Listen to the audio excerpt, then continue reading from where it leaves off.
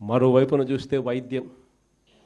ఆరోగ్యశ్రీని మన హయాంలో 1000 ప్రొసీజర్లను 3300 ప్రొసీజర్లకు తీసుకొని పోయి 25 లక్షల దాకా ఉచితంగా వైద్యం అందించి, గ్రామంలోనే విలేజ్ క్లినిక్ పక్కనే పెట్టి ఫ్యామిలీ డాక్టర్ కాన్సెప్ట్ తీసుకొని వచ్చి గవర్నమెంట్ హాస్పిటళ్లలో 0 వేకెన్సీ పాలసీని తీసుకొని వచ్చి ఏకంగా బ్రహ్మాండమైన పాలన మనం అందిస్తే, ఈరోజు నెట్వర్క్ హాస్పిటల్స్కి సంబంధించి సంవత్సరం అయిపోయింది. ప్రతి నెల 300 కోట్లు ఆరోగ్యశ్రీ కింద డబ్బులు ఖర్చు అవుతాయి. సంవత్సరం అయిపోయింది, 3600 కోట్లు, 300 ఇంటూ 12 నెలలు రూపాయిల.